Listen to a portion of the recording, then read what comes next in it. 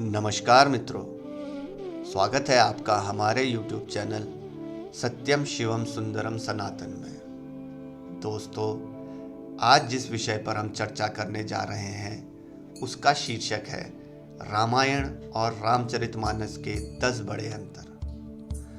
मित्रों, वाल्मीकि कृत रामायण और तुलसीदास कृत रामायण में कई बड़े अंतर पाए जाते हैं। तो आइए जानते हैं इस वीडियो में ऐसे 10 खास बड़े अंतर। पहला, काल का अंतर। महर्षि वाल्मीकि जी ने रामायण की रचना प्रभु श्री राम के जीवन काल में ही की थी। राम जी का काल 5114 ईसा पूर्व का माना जाता है, जबकि गोस्वामी तुलसीदास जी ने रामचरितमानस को मध्यकाल अर्थात विक्रम संवत 1631 अंग्रेजी सन 1573 में रामचरितमानस का लेखन प्रारंभ किया और विक्रम संवत 1633 अर्थात 1575 में पूर्ण किया था। एक शोध के अनुसार रामायण का लिखित रूप 600 ईसा पूर्व का माना जाता है। भाषा में अंतर।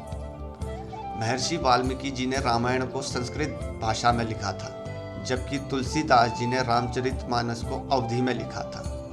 हालांकि रामचरितमानस की भाषा के बारे में विद्वान एक मत नहीं है। कोई इसे अवधी मानता है तो कोई भोजपुरी। कुछ लोग मानस की भाषा अवधी और भोजपुरी की मिली-जुली भाषा मानते हैं। मानस की भाषा बुंदेली मानने वालों की संख्या भी कम नहीं है। तीसरा, कथा के आधार में अंतर।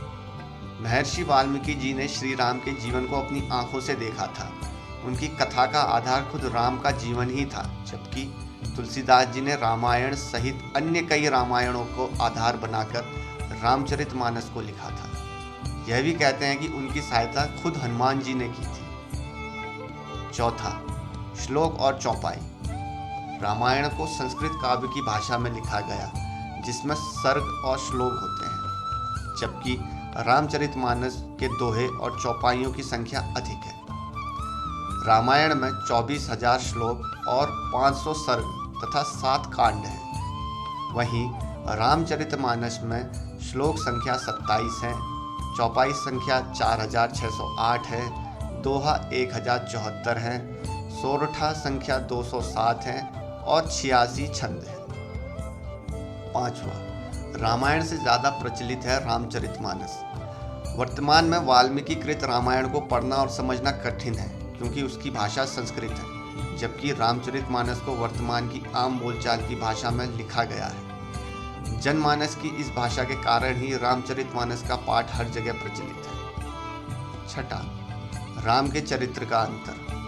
वाल्मीकि कृत रामायण में राम को एक साधारण लेकिन उत्तम पुरुष के रूप में चित्रित किया है, जबकि रामचरितमानस में पात्रों और घटनाओं का अलंकृत चित्रण किया गया है।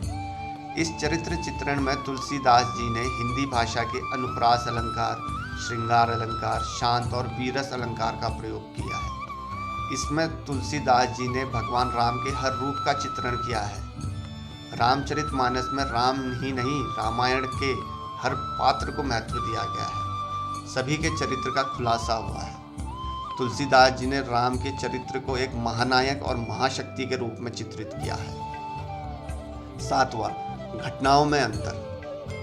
वाल्मीकि कृत रामायण और गोस्वामी तुलसीदास कृत रामचरितमानस में घटनाओं में भी कुछ अंतर मिलेगा। जैसे श्री राम और सीता जब जनकपुरी में बाग में एक दूसरे को देखते हैं, तब सीता जी शिव जी से प्रार्थना करती हैं कि श्री राम से ही उनका विवाह हो। यह प्रसंग तुलसीकृत रामचरितमानस में है, वाल्मीकि रामायण में नहीं। धनुष प्रसंग भी तुलसीकृत रामचरितमानस में भिन्न मिलेगा। अंगद के पैर का नहीं हिलना, हनुमान जी का सीना चीरकर राम सीता जी का चित्र दिखाना, अहिरावण का प्रसंग, यह तुलसीकृत रामचरितमानस में ही मिलेगा। वाल्मीकि रामायण में इंद्र के द्वारा भेजे गए मातली राम को बताते हैं कि रावण का वध कैसे करना है, जबकि तुलसीकृत रामचरितमानस में यह प्रसंग नहीं मिलता।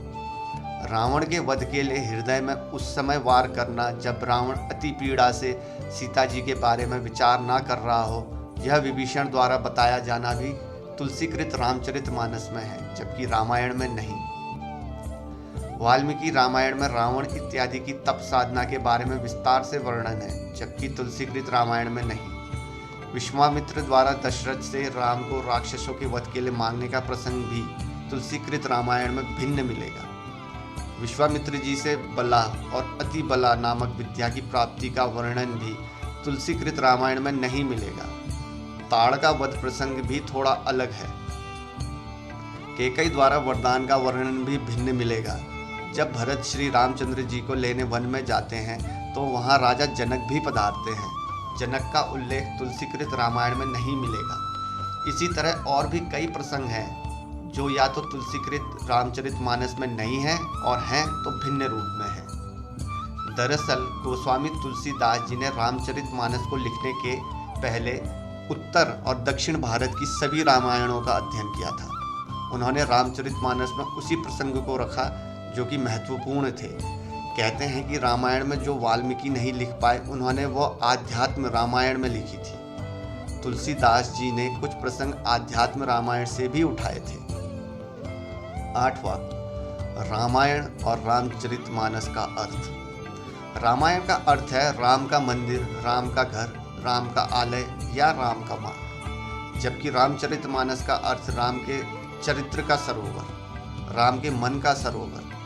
रामचरितमानस को राम दर्शन भी कहते हैं। मंदिर में जाने के जो नियम है वही सरोवर में स्नान के नियम है। मंदिर जाने से भी पाप धुल जाते हैं और पवित्र सरोवर में स्नान करने से।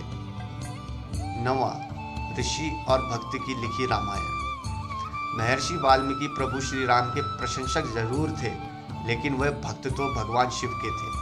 उन्होंने शिव की मदद से ही इस रामायण को लिखा था, जबकि तुलसीदास जी प्रभु श्री राम के अनन्य भक्त थे और उन्होंने स्वप्न में भगवान शिव के आदेश से राम भक्त हनुमान की मदद से रामचरितमानस को लिखा था।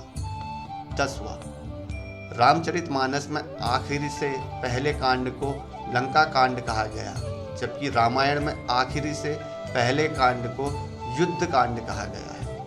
कहते हैं कि उत्तर कांड को बाद में जोड़ा गया था। तो मित्रों, ये थी हमारी आज की पौराणिक कथा। मित्रों, आशा करता हूँ आपको हमारा यह वीडियो पसंद आया होगा, और अगर आपको हमारी यह वीडियो पसंद आई है तो हमारी इस वीडियो को लाइक और शेयर करना बिल्कुल मत भूलिएगा, और हमारे चैनल को सब्सक्राइब करना भी बिल्कुल मत भूलिएगा। तो मित्रों, मिलते हैं अगले किसी और वीडियो में। तब तक के लिए जय श्री राम।